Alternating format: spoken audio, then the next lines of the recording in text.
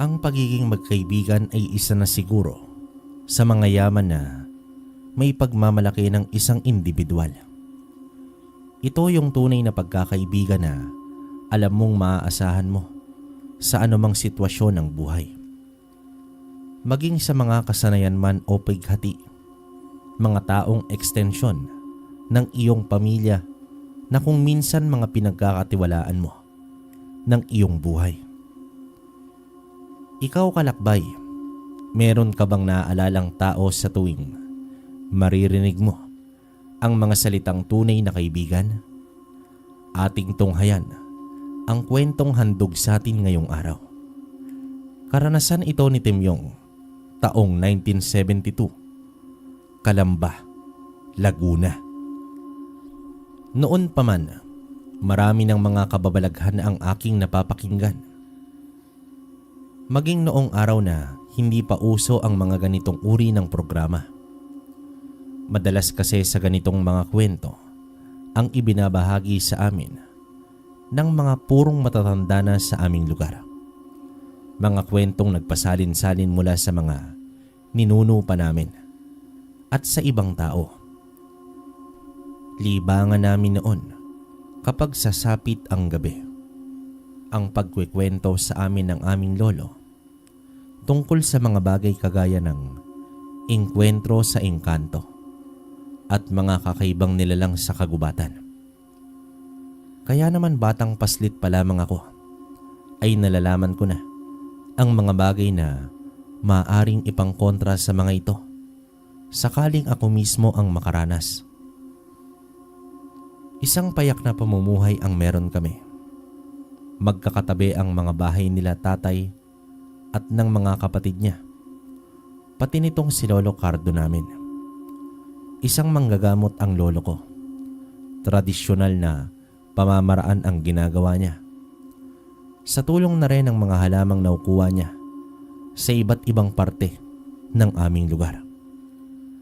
Palagi ko naman siyang nakikita sa tuwing mag-aalas 7 ng gabi. Bago ang hapunan, nagpupunta ito sa likod ng bahay niya. Di ko naman alam kung bakit pero magtatagal siya doon ng ilang minuto. Tapos babalik na sa loob ng bahay. Tanaw ko po kasi ito mula sa bahay namin. At isa pa, sa bahay namin kumakain si Lolo Cardo. Wala na kasing mag-aasikaso pa sa kanya. At mag-isa na lamang siya. Namatay ang lola bago pa man po ko may panganak ni nanay. Komplikasyon daw sa baga. Hindi ko po alam kung TB ba o kung ibang uri ng sakit. Kaya naman sa mga larawan ko na lamang nakita ang lola namin sa parte ni tatay. Ang mga magulang naman ni nanay ay nasa probinsya. Ang mga lolo at lola namin parehong buhay pa noong araw pero hindi naman namin mapuntahan at malayo. Mahirap po ang transportasyon noong araw papunta doon sa probinsyang tinutukoy ko.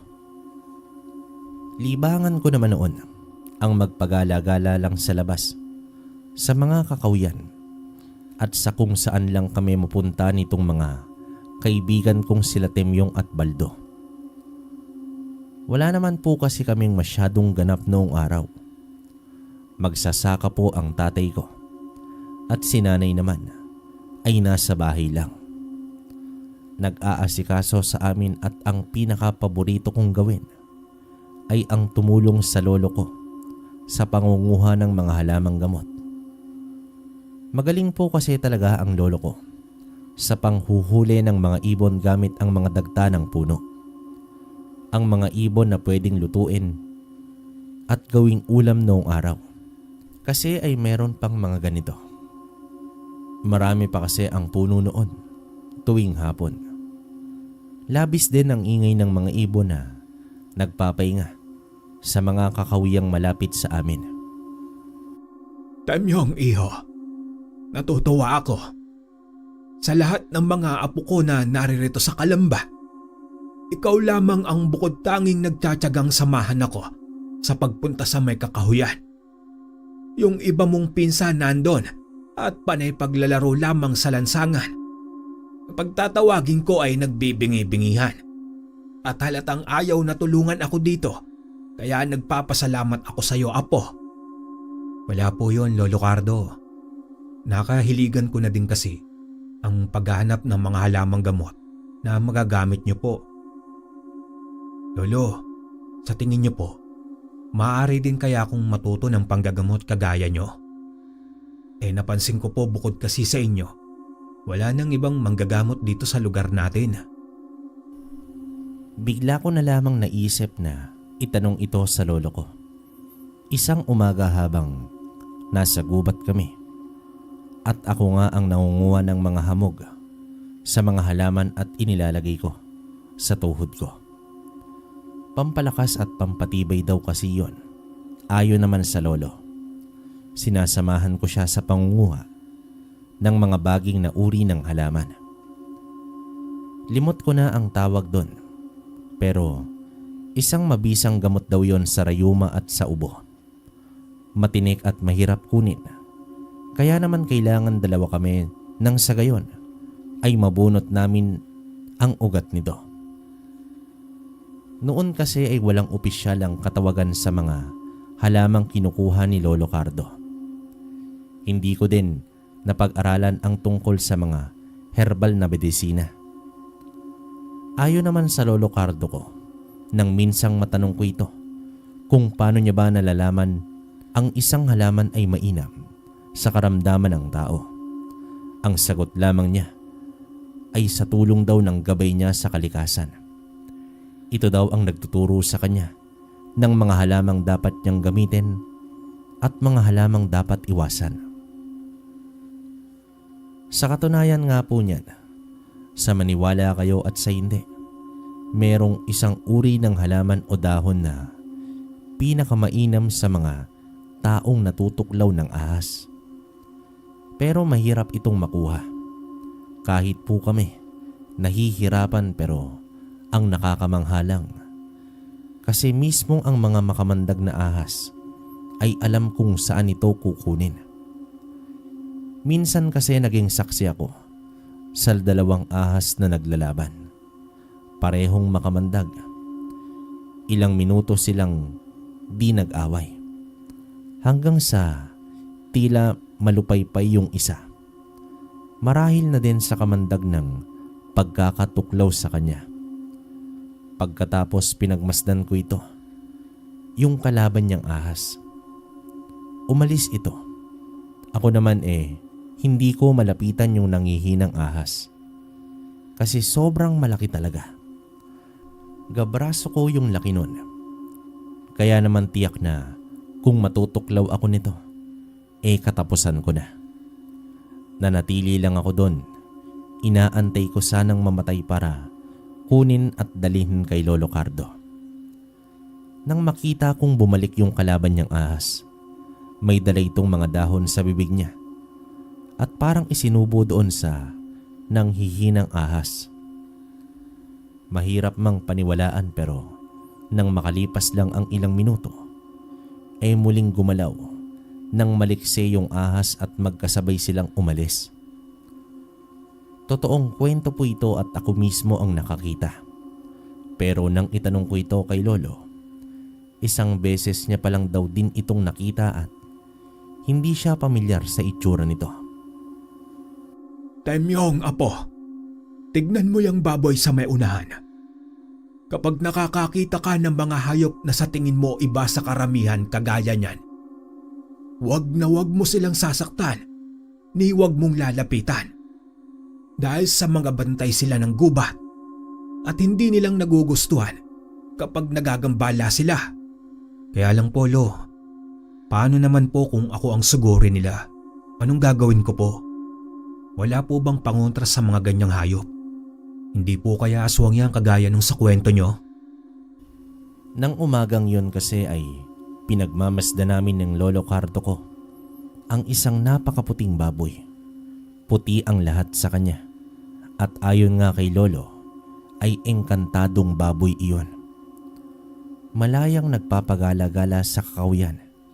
Di ko lang po alam kung ngayon ay may mga ganito pang uri sa mga kagubatan, pero tunay na kakaiba po ang nakita kong baboy. Ayon naman kay Lolo na kung totoong bantay ng gubat ay hindi ito magtatangkang sugurin ang isang tao. Pero kung aswang ang naaktuhan mo, tiyak na magiging agresibo ito.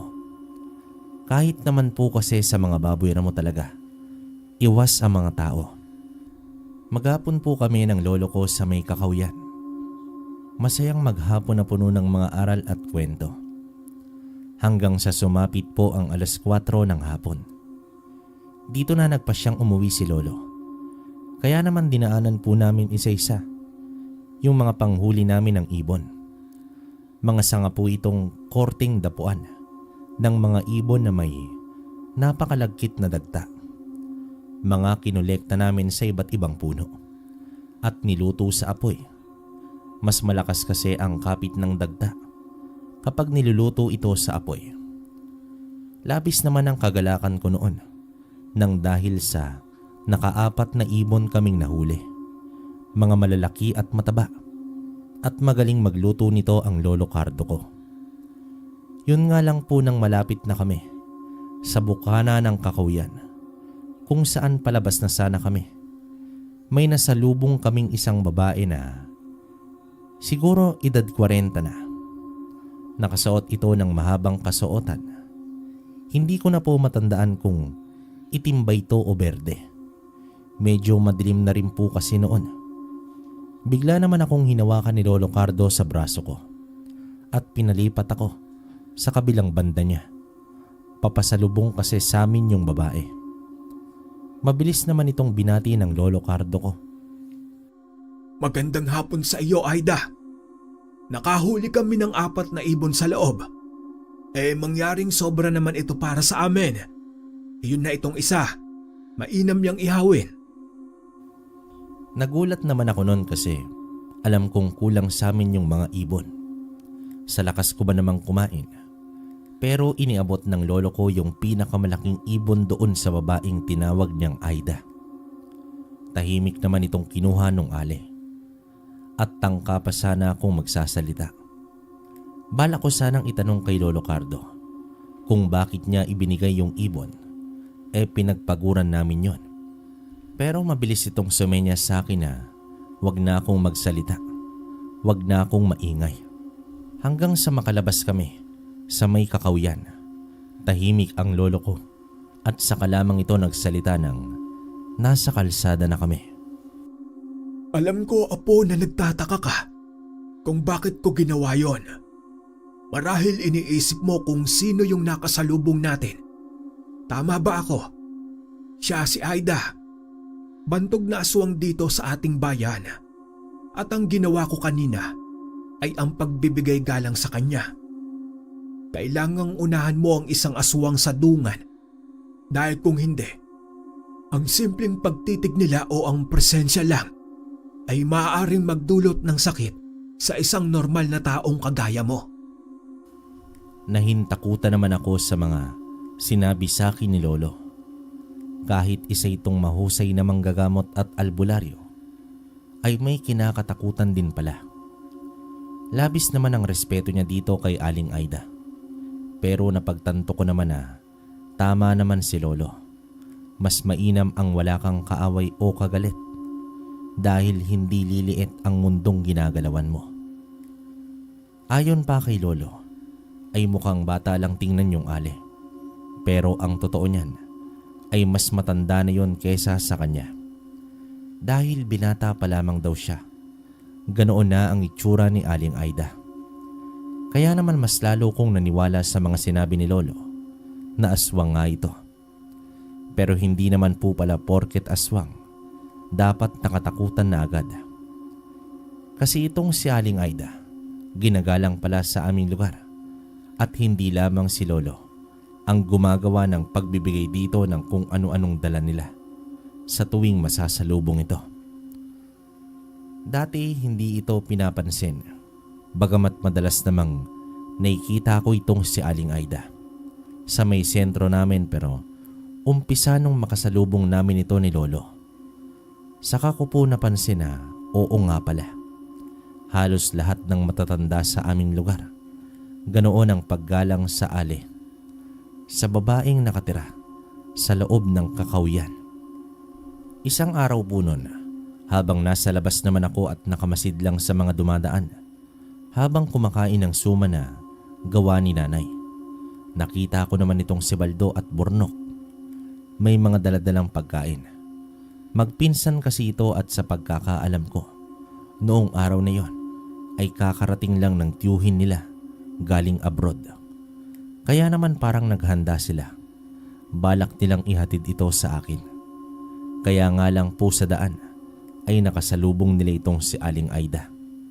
Gawa nga ng mga kagaya kong bata pa din naman at wala namang malay tungkol sa kung ano ba talaga si Aling Aida, ni hindi nila pinansin ito kahit kamuntika ng mabangga ni Baldo dahil sa pagkukulitan nila sa daan.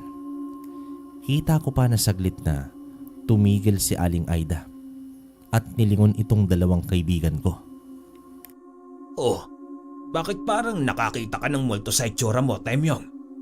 Kami lang ito. At saka ito nga pala, pinapabigay nila tatay. Maraming niluto kasi sa bahay. Kanina ka pa naming inaantay. Pero di ka naman nagpupunta doon. Ano bang nangyari sa'yo? Nabulunan ka na ba dyan sa kinakain mong suman? Bakit hindi man lang kayo humingi ng paumanin? Halos mabangga nyo na si Aling Aida, yung nakasalubong niyong babae. Alam nyo ba, sabi ng lolo Cardo ko, may alam yan sa itim na mahika. Baka kulaming kayo. Alam yan ng matatanda. Itanong nyo pa sa tatay nyo. Sabi ko pa sa mga kaibigan ko. Pero tila yata, hindi naman sila kumbinsido dito. Ano ka ba naman, Temyong? Huwag kang magpapaniwala sa mga kwento-kwentong yan. Ang sabi ng tiyo Bengko, yang si Aling Aida, nabaliw lang daw yan kasi nabiyuda. Namatay yung asawa sa away lupa. Kaya nga naawa daw dyan yung matatanda dito at inaabutan ng mga kung ano-anong pagkain at tulong. Pero hindi naman daw totoo yung usapan tungkol sa pagkaaswang niya at mangkukulam. Mga paniniwala lang daw yan ng matatanda dito sa atin. Kaya hayaan mo na yun. Ang mabuti pa, ito dalhin mo na sa bahay nyo. Tapos sumama ka sa amin. Doon ka na kumain sa bahay at sobrang dami pa ng handa. Hindi ko na pinilit pa dito yung dalawa na paniwalaan si Lolo. Kasi halata ko naman na hindi sila makikinig. Pero agad naman akong sumama sa kanila nang may hatid ko na yung pagkain sa bahay. Ganoon po kasi sa amin. Kung hindi mo yayayain mismo, hindi talaga papasok sa bahay ng ibang tao. Kahit pa merong handaan. Lalo pa at may banyagang bisita ang pamilya nila. Mas mahihiya yung mga kapitbahay. Pero ako naman dahil sa mga bata pa lang naman kami at sa kusina naman ang diretsyo namin ay ayos lang. Labis na dami ng mga pagkain. Puto, pansit, mga karne. Akala mo pa ay may piyesta pero paraan lang nila yon para sa pagdiriwang ng pag-uwi ng kamag-anak nila at ng bisitang banyaga. Masaya at naging maayos naman yung maghapon namin doon sa bahay nila Baldo. Hanggang sa magpaalam na akong uuwi. Mga bandang 6:00 na po yata yon. Hindi na ako sinamahan nitong sila Baldo. May mga pinapagawa pa kasi sa kanila at kaya ko namang umuwi mag-isa. Sa paglabas ko sa bahay nila, napansin kong may isang malaking ibon ang nagpapalipad-lipad sa malaking kaimito na nasa may labas ng bakuran nila Baldo. Pero nang tingalain ko nga ito, biglang tumahimik at parang dumapo ito sa puno. Nangalay na lamang ako sa kakatingala pero wala nang lumilipad kaya nagpasya na akong magtuloy sa paglalakad pauwi sa amin. Pagdating naman sa bahay ay naroroon si Lolo Cardo at kumakain nga nung mga dalang handa nila Baldo. Sakto naman po na may bitbit pa akong dagdag na pagkain. Hindi ko na kasi natanggihan yung nanay ni Baldo na mapilit na ipinagbalot ako ng mga iuuwi sa bahay. Tumabi naman ako sa Lolo Cardo ko at nagtanong. Lolo Cardo, ano po bang pwedeng mangyari kung sakaling nagalit niyo si Aling Aida? Aaswangin po ba niya kayo kaagad? Ay nako iho, pinagbilinan naman kita ng dapat mong gawin kapag nakita mo siya, di ba? Anong ginawa mong pagkakamali? Bakit mo naman siyang ginalit? Hindi po ako, Lolo. Itong sila Bornok at Baldo po kasi. Kamuntikang mabangga si Aling Aida kanina sa daan. Pero hindi po nilang pinansin at nilampasan lang. Pagkatapos nakita ko po itong si Aling Aida na nakatingin sa kanila at parang may mga sinasambit na salita. Sa tingin niyo, Polo, nagalit kaya siya kila Baldo? Napandilat na lamang ng mata si Lolo.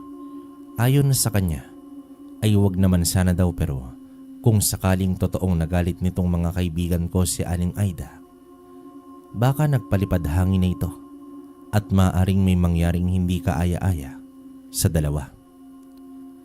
Bagamat hindi naman ito gaanong kaseryoso daw dahil sa mga simpleng pagsakit ng tiyan at ulo lang naman ang ginagawa ng Ali sa mga kinaiinisan niya, pero nakakatakot pa din, di ba? Nang gabing yon, hindi po ko agad nakatulog. Di kasi mawala sa isip ko yung itsura ng Ali habang nakatingin sa direksyon namin. Bandang madaling araw na po yata nang ako ay nakaidlip. Kinaumagahan narinig kong nag-uusap-usap ang mga kapitbahay namin sa labas. Tungkol nga daw ito kay Baldo na isinugod sa ospital noong gabi dahil nalason daw ito ng pagkain at labis ang pagsusuka. Agad ko namang pinuntahan si Bornok at nakibalita ako kahit di pa ako nakakapag-almusal. Ayon nga dito sa pinsan niya, noong makaalis daw ako, nautusan pa silang dalawa na bumili ng mga maiinom sa labas at doon nga daw may biglang bumulusok at bumangga sa kanilang malaking ibon. At nang makauwi na nga daw sila, ilang saglit lang ay namimilipit na sa sobrang sakit ng tiyan itong si Baldo.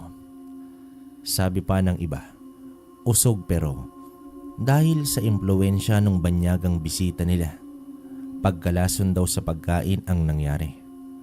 Kaya naman dinala sa ospital.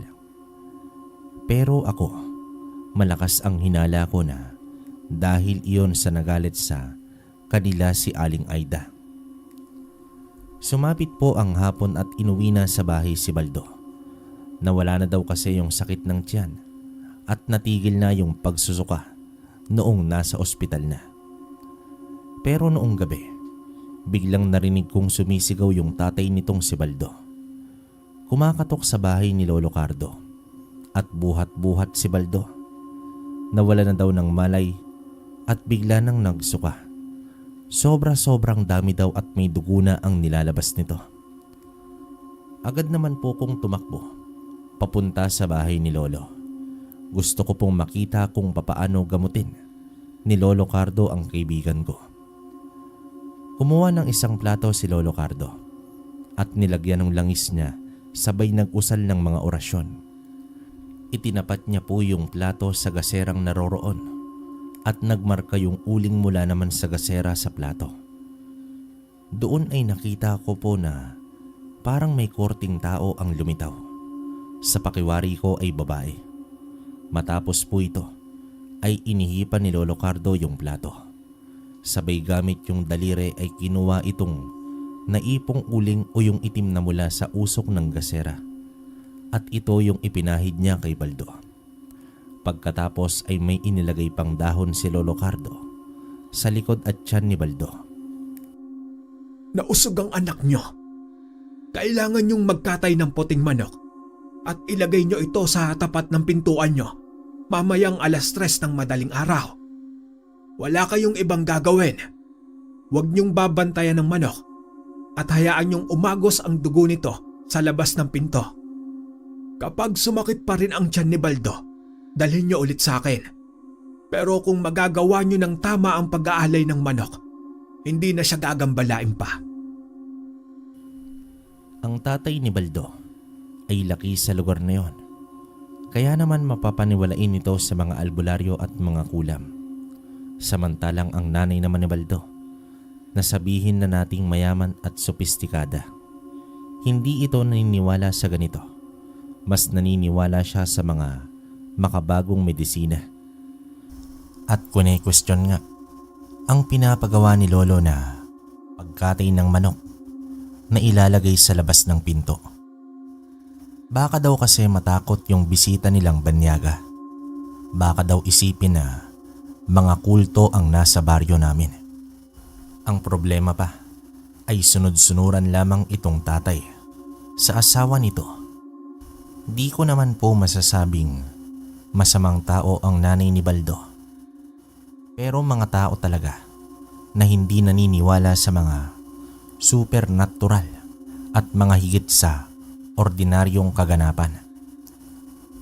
Sa mga tuwid po, sa madaling sabi, hindi po pumayag itong nanay ni Baldo na gawin yung pag-aalay ng manok dahil sa ilang araw ay wala naman nang nangyari kay Baldo.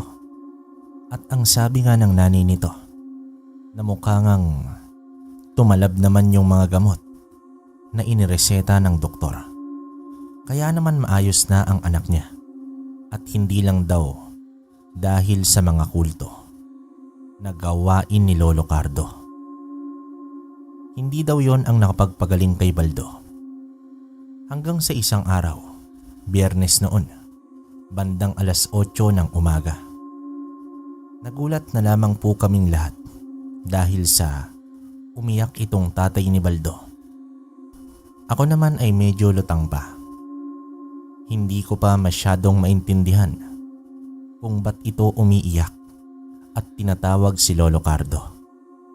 Yun pala, hindi na daw gumising si Baldo. Nung nagdaang gabi daw sabi nito na may parang tumatawag sa kanya sa labas ng bintana nila at may malaking ibon ang umaaligid. Pero binaliwala lang ito at ang sabi nga ng nanay nito na nananaginip lamang si Baldo. Pero nung umaga at akala nilang natutulog lang ng mahimbing, hindi naman nila ito ginising hanggang sa kabahan na ang tatay nito. Kasi nakailang tawag na sila para sa almusal, hindi pa din bumabangon ang kanyang anak. Kaya naman sinubukan na nilang gisingin, pero wala na daw pulso. Hindi na magising at malamig na. Nakiusap itong tatay ni Baldo. Natulungan naman sila ni Lolo Cardo na gamutin daw, pero sabi ng lolo, nahuli na ang lahat. At wala na nga daw ang espiritu ni Baldo. Ang nakakagalit lang talaga, kasi sinisi nitong nanay ni Baldo si Lolo Cardo sa pagkamatay nito dahil daw sa mga ipinainom na gamot mula naman sa mga damo at halaman at sa kung anong ginagawa nitong paghaplas sa kaibigan ko noong isinugod siya sa bahay ni Lolo. Ide-demanda daw nila itong si Lolo at ipapakulong. Nakakalungkot lang isipin na noong inakala nilang magaling na si Baldo, sinasabi nilang yung mga gamot na ipinainom ng doktor ang nagpagaling dito, pero noong namatay ito, isinisi nito kay Lolo ang kasalanan. Hindi patas, pero mapera sila at dito inireklamo nga nila si Lolo. Hindi naman po nakulong si Lolo.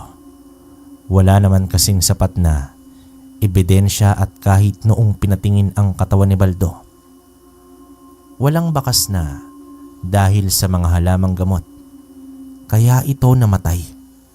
Basta daw na tumigil na lang ang tibok ng puso nito. Sa ibang tawag ay bangungot. Pero dahil po doon, nabahiran ang ngalan ni Lolo. Yung iba ay iniiwasan ng magpatingin sa kanya. Kasi nga ipinagkakalat nitong nanay ni Baldo na mamamatay tao itong si Lolo. Kahit ako po, hindi na ako pinayagan nila nanay na pumunta sa bahay nila Bornok. Nagkaroon ng lamat ang pagkakaibigan ng pamilya namin dahil sa kapabayaan ng nanay ni Baldo at pagiging mapagmataas nito. Nakaapekto po ito ng lubos kay Lolo. Lungkot at pagkaawa sa kanyang sarili hanggang sa tumigil na po sa panggagamot ang lolo. Unti-unting humina ang katawan niya. At 1 taon nga lang po, iniwan na kami ng Lolo Cardo ko. Hindi ko alam ang dahilan, kabaryo. Basta nanghina na lamang siya noong itinigil niya ang panggagamot. Pero bago siya tuluyang manghina at maratay, ipinasa niya sa akin ang karunungan niya. Tinuruan niya po ko ng mga panggagamot at ibinigay niya sa akin itong libro na siya mismo ang may gawa, kung saan nakasulat ang mga pagproseso ng gamot at ang mga pangontra sa mga sakit at kulam. Bagamat inaral ko po ito, pero hindi po ko nanggagamot. Pakiramdam ko na hindi ko obligasyon ang tulungan ang mga kalugar namin dahil na rin sa nangyari sa lolo ko. Na kahit anong bait at sikap na makatulong sa kapwa, sa huli, siya pa din ang agrabyado at masama. May karunungan po ko. 2 taon pa nga ang lumipas ay halos kabisado ko na ang lahat ng nilalaman ng libro. Nagagawa ko na ding gamutin ang mga karamdaman ng mga kamag-anakan ko. Sila lang kasi ang tinutulungan ko at maayos akong nakakagawa ng mga gamot mula naman sa mga halaman. Pero ibinibenta ko po ito sa bayan. Hindi ito libre. Natuto na ako sa sinapit ni Lolo. Naroroon pa din naman po si Aling Aida. Wala akong galit sa kanya. Hindi naman niya kasi kasalanan ang nangyari. Kasalanan niyo ng mga tao na walang utang na loob at mapanghusga. Isang araw naman po ay nasa Kakahuyan ako. Bibihira lang naman akong magtungo dito, pero kapag naaalala ko ang lolo ko, nagtutungo talaga ako sa gubat. Sinasariwa yung mga panahong kasama ko pa ito ng partikular na araw pong ito. Napagpasyahan kong bakit hindi ako maligo sa ilog. Totale tag-init at masarap magbabad. Manghuhuli na din ako ng isda kung meron at mangunguha ng makakain sa may Kakahuyan. Mag-isa naman po kong naroroon, nagbababad at pilit na nagpapakalma ng isipan. Kapag nagbibinata ka po kasi pala, madaming problema ang kakaharapin mo. Yung pagpiyok-piyok ng boses mo na nakakahiya sa mga dalaga at ibang tao. Yung tigyawat na ayaw tantanan yung mukha ko, at ang katotohanang mahina po ko sa paaralan. Palaging kulilat at mabagal magbasa ng Ingles. Yun po ang mga iniisip ko noon, kabaryo. Masaya lang kapag nasa ilog at parang inaanod kasama ng agos ang mga problema mo ng panandalian, pero nang mag-aalauna na ng hapon, umahon na din ako.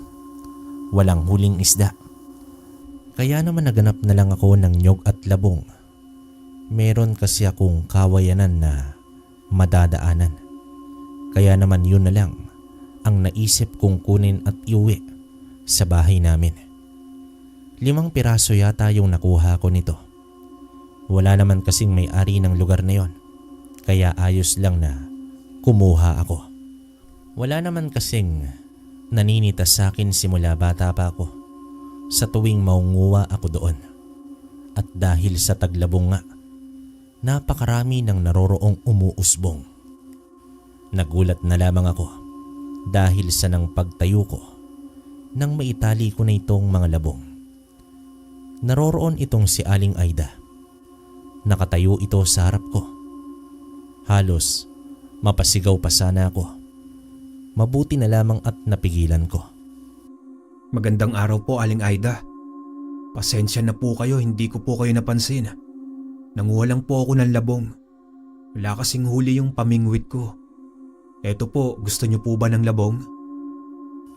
Natatandaan ko naman noon ang bilin ni Lolo na kailangan ko itong alukin.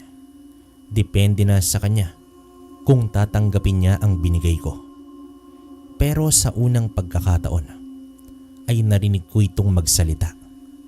Nagpasalamat ito sa akin pero hindi niya daw kailangan yung labong at maraming kawayanan sa bahay niya.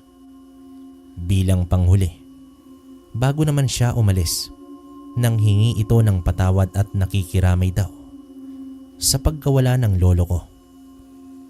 Mabait na tao daw si Lolo at napakagalang, kaya naman nalulungkot daw siyang wala na ito. Wika pa nitong si Aling Aida na walang kasalanan ang lolo ko sa nangyari kay Baldo at hindi daw dahil sa kanya ang pagkamatay nito.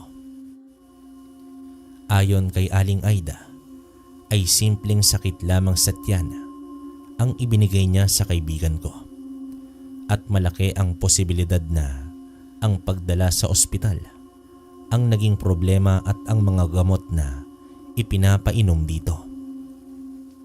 Kagaya nga ng sinabi ni Lolo Cardo na mga simpleng sakit ng tiyan at ulo lamang ang ibinibigay ni Aling Aida. Pero napaisip naman po ko kung bakit niya ito sinabi sa akin. Pero nang tumalikod dito, nagwika itong mag-iingat ako sa mga bagong kakilala at bagong salta. May mga bagong lipat kasi sa amin at mga kamag-anakan ng isang lalaking nagtatrabaho sa panaderya. Malapit ito sa aming barangay. Matagal na itong panadero doon. Siguro ay 4 na taon na din. Pero yung mag-anak niya, magdadalawang taon pa lamang pong naroroon. Bukod dito, isa pang pamilya ang bago sa aming lugar. Nauna lang ito ng konti sa pamilya nitong panadero na tawagin nating Eusebio. Kaya nga iniisip ko kung bakit ako mag-iingat sa mga bagong lipat sa amin kung ito man ang tinutukoy ni Aling Aida. Matapos ang ilang segundo na pagtitig ko sa papalayong matanda, nag-umpisa na din akong maglakad papauwi. Gagayatin pa kasi at papakuluan itong labong, tapos pipigain pa at huhugasan bago ito gataan. Yun po ang proseso nito para matanggal yung laso na kasama sa halaman. Pagdating ko po sa barangay namin, nakita ko naman itong si Manong Eusebio. Nakausap itong si tatay. Pero di ko na naabutan ang pag-uusap nila kasi papaalis na din ito. Mano ho, itay. Si Mang Eusebio ho ba yung nakita ko kanina? Ano po bang sadya niya sa inyo? Oo, Temyong anak. Kinausap ko lang para doon sa mga luma at mga hindi nila itinitindang tinapay. Ibig kong bilhin sa kanila para naman maihalo natin sa mga pagkain ng baboy. Sayang din. At saka napadaan siya para sana magtanong kung may gamot tayo para sa paghilab ng tiyan. Madalas daw sumasama ang pakiramdam ng asawa niya kasi. Ang sabi ko naman, hindi ko alam at wala ka pa nga dito sa bahay. Meron ba tayo nun? Ayon sa tatay ko, naikwento daw kasi ng isa sa mga tiya ko na marunong nga pong manggamot at gumawa ng mga panlunas sa anumang karamdamang ordinaryo. Noon pa man po kasi, meron na talagang mga marites. Pero hindi ko naman masisisi ang tiya ko kasi gusto niya lamang ipagmalaki na marunong nga daw po kong manggamot at minana ko ang abilidad ni Lolo. Meron naman po tayong gamot dyan para sa ganong karamdaman, itay. Pero alam niyo naman po na hindi ako nanggagamot ng ibang tao. At saka sa palagay niyo po ba, ayos lang na tulungan natin sila? Nakakagulat nga po na bigla na lamang kayong kinausap niyang si Mang Eusebio. Di ba po kahit anong bati niyo dyan, tinatangu-tanguan lang kayo? Pagdadailan ko pa sa tatay ko. Pero likas na mabait po talaga itong ama ko. Siya na ang nakiusap na tulungan na lang daw ang pamilya ni Mang Eusebio. Isa pa, gamot lang naman para sa asawa nito at hindi naman daw magpapagamot talaga. Kaya naman sabi ko sa tatay ko, napupuntahan ko at ako na maghahatid mismo ng gamot. Sa kinahapunan at gagawa pa ako ng bago. Luma na din kasi yung naroroon at baka kung hindi pa gumana, baka masabihan pa akong peking manggagamot. Bagamat binala ko sanang singilin ang mga ito, pero si tatay, dahil alam niyang magpapabayad ako, nakiusap pa itong wag nang singilin sila Mang Eusebio para naman daw magkasundo sila sa presyo para doon sa mga lumang tinapay na sinasabi nga niya para sa mga baboy namin. Bandang hapon na nun, mga alas 5:30 na yata o mag-aalas 6 at papalubog na din ang araw nang maalala ko yung tungkol nga sa gamot na ibibigay kay Mang Eusebio. Nalibang ako masyado sa paggagayat nung labong kaya naman nakaligtaan ko na ito. Saka pa lamang ako nakapaglagay ng gamot sa garapon at bandang mag-aalas 7 na nang makalabas ako sa bahay. Ipinaubaya ko na sa kapatid ko ang pagluluto ng labong at nagawa ko naman na itong pakuluan at pigain. Ako naman ay naglakad na patungo doon sa may pilapil.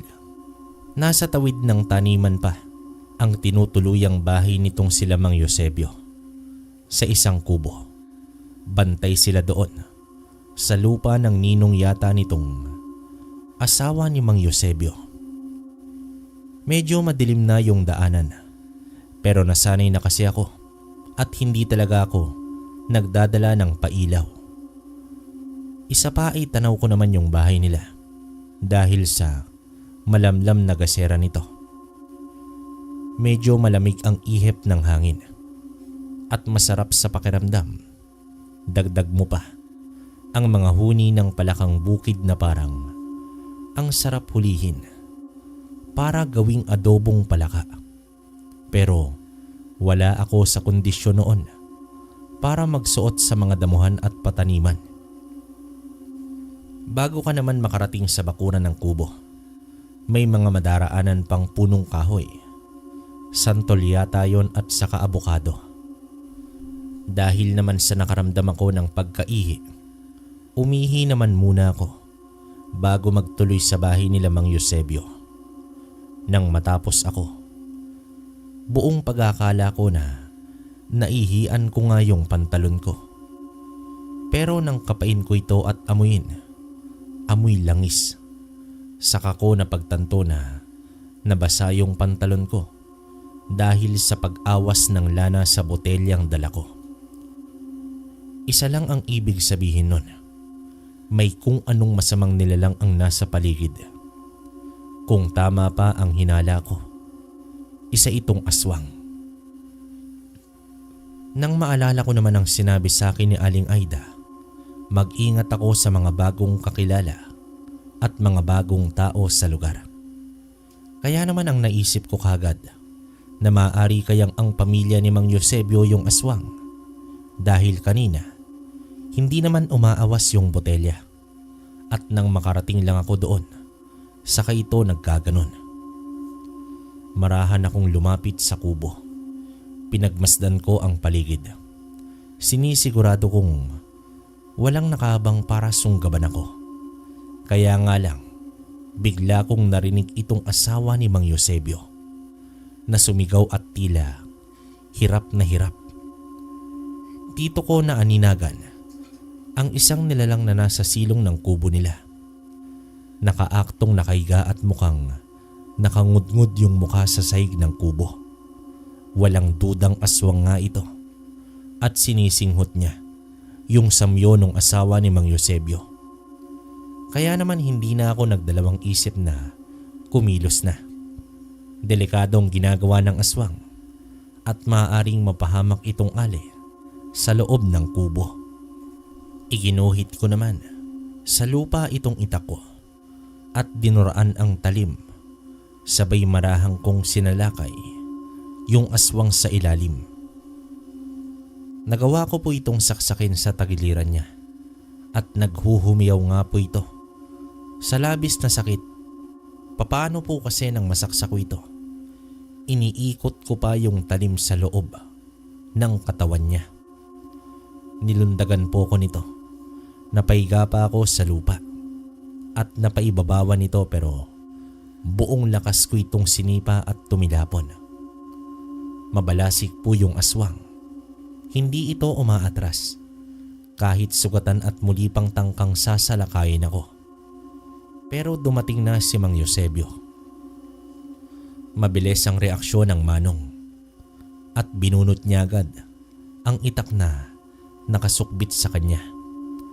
Pinikutan namin itong aswang at bala ko talagang patayin ito.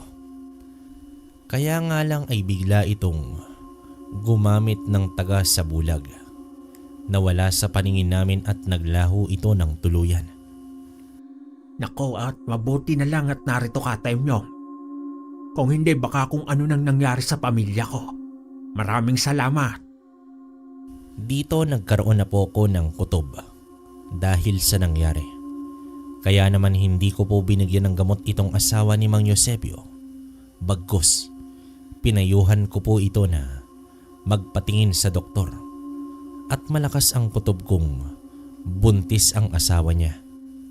Kung bibigyan ko ito ng gamot, nagawa ko maaaring makaapekto sa bata at malaglag pa ito. Naunawaan naman ito ni Mang Eusebio at sa kinaumagahan nga raw ay dadalhin niya sa bayan ang misis niya. Inalok pa ako nito magkape pero nagpasalamat na lang ako at sa halip nang hiram na lang ako ng ilawan na may magamit akong pauwi. Iniisip ko kasi noon na baka tambangan ako ng aswang sa daanan. Alam ko pong hindi ito si Aling Aida. Papaano po kasi lalaki yung aswang. Halata sa pangangatawan kaya natitiyak kong hindi yung matandang si Aling Aida ang nakaengkwentro ko. Sa daan naman pauwi naman ay maingat ako. Nag-usal ako ng ilang orasyong gagabay sa akin. Poprotekta lalo pa at alam kong marunong sa mga buhay na salita ang nilalang at kayang gumamit ng tagasabulag. Gamit naman ang aking nag-iisang mutya ng alitaptap, magagawa kong mailantad ang anumang nilalang na nagtatago sa dilim. Hindi ko lang talaga ito nagamit nung kaharap ko yung aswang dahil sa sobrang bilis ng mga pangyayari. Hindi nga po nagkamali dahil sa may nakamasid sa akin. 2 pares ng mga mapupulang mata ang nakita ko sa unahan. Ibig sabihin lang ay hindi nag-iisa yung aswang kanina. Malamang sa malamang ay nag-aabang akong makalapit sa kanila upang masalakay nila pero ang ginawa ko po ay lumihis ako. Sa may kakawian ako dumiretso. Doon ko sila planong iligaw. Hindi po ako takot nito. Umiiwas lang ako sa direktang pag-atake nila at kumprontasyon. Kung nasa gubat ako, magagawa kong makapagtago at hindi nila ako magagawang dagitin sakaling subukan nilang lumipad. Masukal ang kakawian at hindi posible ang paglipad sa loob nito. Pero yun nga, nakasunod ang mga aswang at ang masama pa nito. Ito yung mga aswang na walang pakpak. Nalaman ko ito nang makita ko silang mabilis na tumatakbo. Papasok doon sa may kakawian at hinahanap ako. Habang ako naman ay naroroong nakatago sa may gilid ng ilog. Nakalubog sa tubig sa kadiliman ng gubat. Isa lang ang kailangan kong gawin dito. Ang lituhin sila.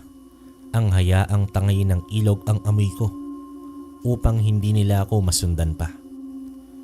Kaya naman po ang ginawa ko.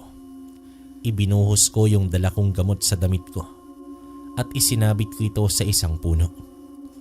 Oras na daanan ito ng hangin.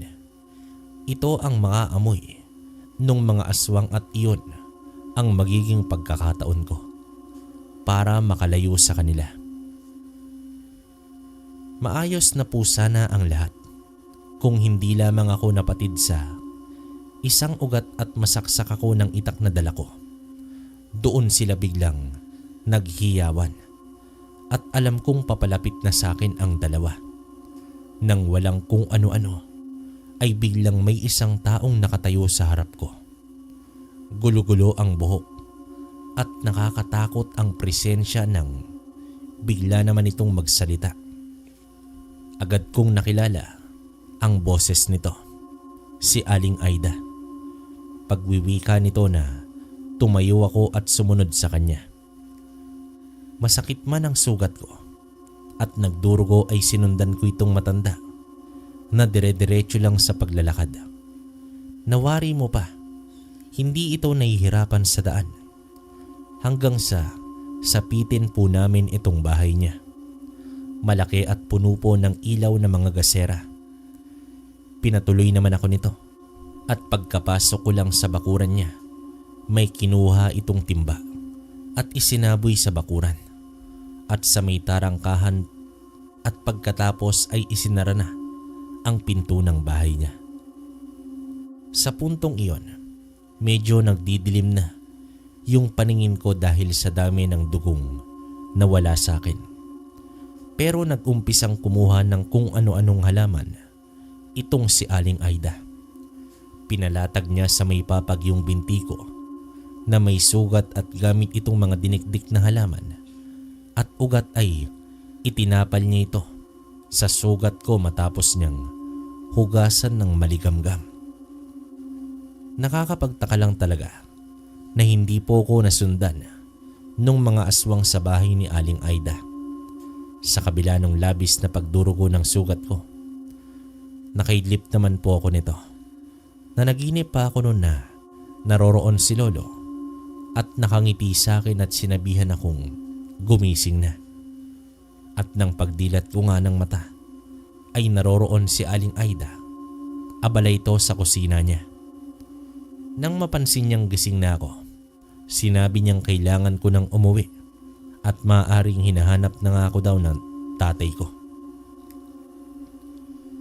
Ayaw niya daw na makita pa nila tatay na naroroon ako sa bahay niya. Ayaw niya ng gulo.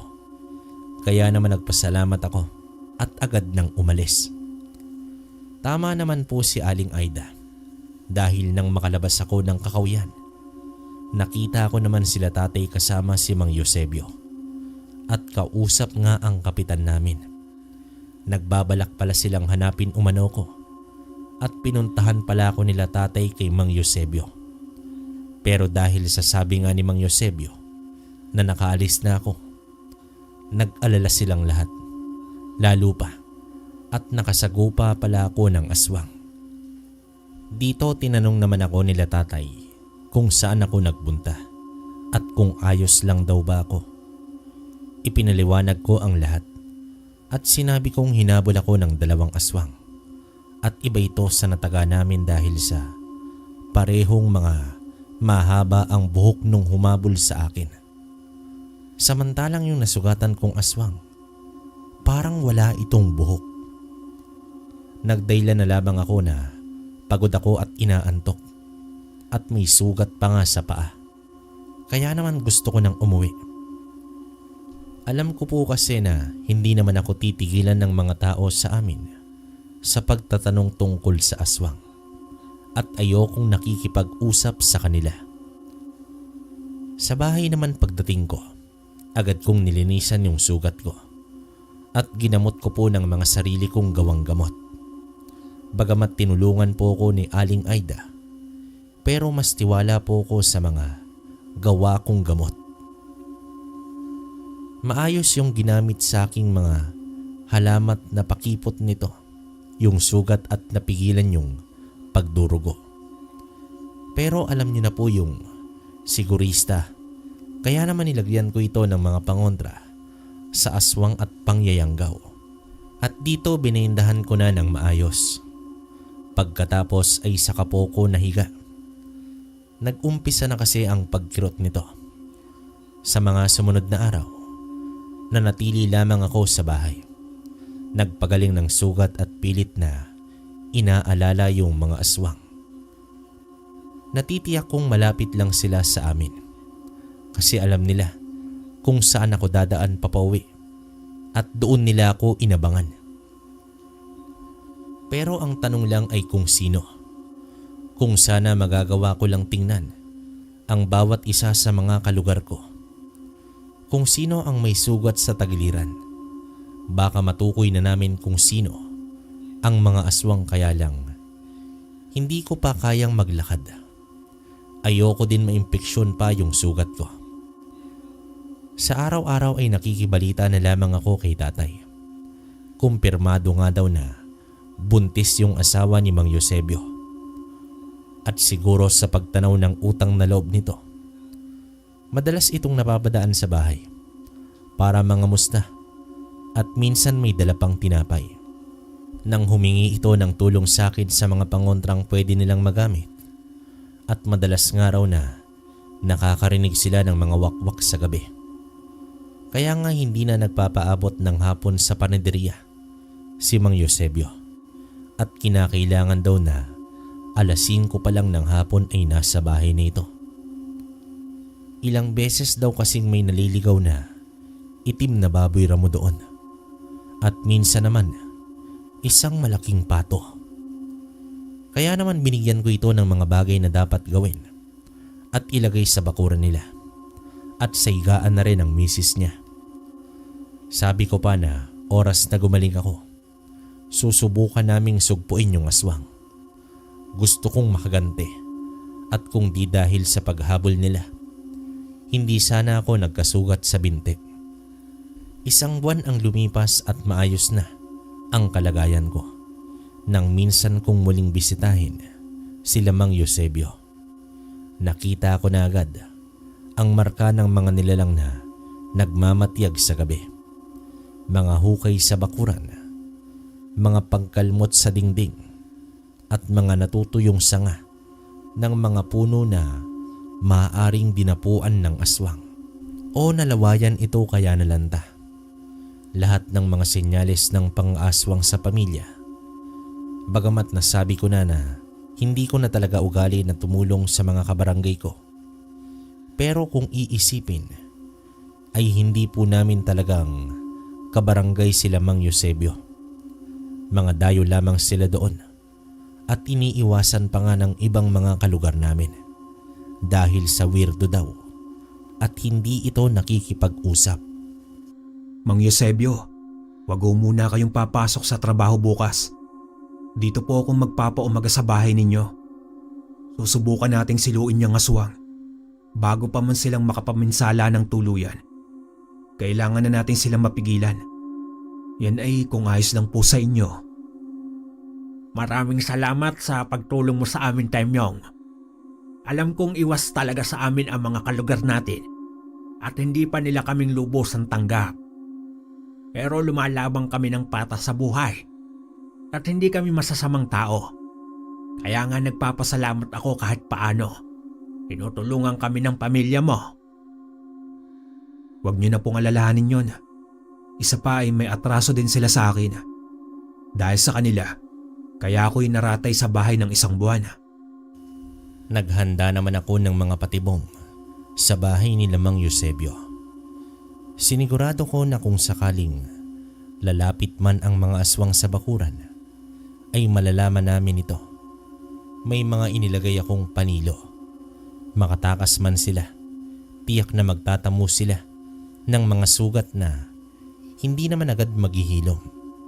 At magagawa kong malaman kung kabarangay namin sila sa kinaumagahan. Sumapit po ang gabi. Nakatakda kaming magbantay ni Mang Eusebio. Todo kape kami noon para lang wag antukin. Kaping bigas lang po ang iniinom namin at isang malaking pitsil nga nito. Subalit, hindi pa din ito naging epektibo laban sa kakayahan ng aswang. Nagawa nitong patulugin sila Mang Eusebio at kung hindi ko na nga po naagapang sugatan ang sarili ko, ay malamang pati ako nakatulog na din. Bagamat hindi naman sila makakapasok talaga dahil sa mga pangontrang ibinigay ko kay Lamang Eusebio. Pero malay natin, di ba? At magawan nila ng paraan. Nanatili naman akong gising. Ramdam ko na ang mga kaluskos sa labas. Alam kong pepwersa silang pumasok dahil sa lakas ng mga angil nilo. At doon nga po nakita ko tong isang aswang na nakadungaw sa labas ng bintana. Hindi naman ako agad nakita nito dahil sa naroroon ako sa may gilid na lihis sa paningin niya. Walang pag-aalinlangang tinaga ko ito sa muka. Malinaw na aswang ang nakikita ko at walang ibang pakay ang mga yon kundi ang buntis. Dito sumigaw itong aswang na tinamaan ko sa muka at yung iba naman ay tila sumasagot sa pagsigaw nito. Dito ko na sinubukang gisingin si Mang Eusebio. Binuhusan ko pa ito ng kape. Di bali ng mainit basta magising lamang ito. Taranta naman itong napabalikwas at ipinaliwanag ko na ang pangyayari. At dahil sa nagising ito, ginawa na namin yung plano. Balak naming sunugin ang mga aswang gamit ang mga botelya ng kerosene na ipinabili ko pa kay Mang Eusebio. Hindi ko naman alam kung ilan ang naroroon, pero tiyak kong higit ito sa 2 aswang. Paglabas pa lamang po namin sa pinto, kita na namin ang mga mata nitong kumikislap sa dilim nang matamaan ng mga ilawan namin. Imbis matakot ay panay, pagmumura ang ginawa ni Mang Eusebio at hinamon ang mga aswang na sumugod pero walang naglakas ng loob. Tila nasindak din sila nang makitang hindi nakakatakot si Mang Eusebio. Hanggang sa siguro hindi na nakatiis itong isa sa mga aswang na nasa itaas ng puno. Dito nilundagan kami. Ngunit mabilis ang reaksyon ko at sinalubong ko ito ng garapa. Basag sa ulo niya yung garapa at mabilis na kumalat sa katawan niya yung apoy. Nagwawala naman itong aswang, taranta at hindi alam kung papaano aapulahin yung apoy. Naroroong nagsilundagan na din yung iba at sinubukang tulungan ito. Kasama nilang nasunog na mapatay yung apoy. Pero yun nga ang inaasahan namin. Nang lumantad sila ay pinagbabato namin ng mga garapa. 4 na aswang ang kabuang nasa bakuran ni Mang Eusebio. Isipin nyo na lamang po kung mag-isa lamang si Mang Eusebio na lumalaban. Pero dahil sa pagtutulungan namin, dito na itaboy namin ang mga aswang. Nagkatawanan na lamang kami ni Mang Eusebio nang makita namin ang pagkukumahog ng mga aswang sa pagtakas patungo marahil sa ilog. Pero hindi ko na hinayaan pang lumipas ang matagal na sandali upang masukol ang mga aswang. Dahil ng pagputok ng araw, kasama sila Mang Eusebio at sila tatay, maging ang kapitan, pinuntahan namin itong hinihinala kong aswang, ang pamilya nila Mang Renato. Yung sinasabi ko pong kasabayang lumipat doon nila Mang Eusebio. Malakas kasi ang kutob ko sa pamilya. Pero nang puntahan po namin yung bahay nila, nagkalat lamang yung mga gamit.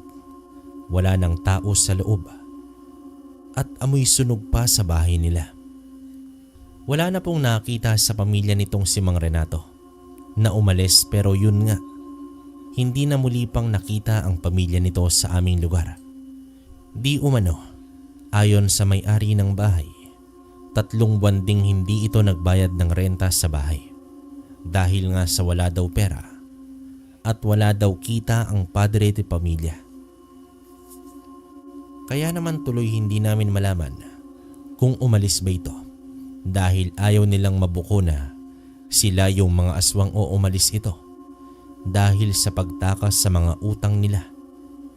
Maging sa mga tindahan kasi ay marami pala itong pagkakautang. Pero magkagayon pa man, natigil na ang pangaswang sa asawa ni Mang Eusebio at dito na ipanganak na nang maayos ang sanggol. Naging ninong pa nga ako.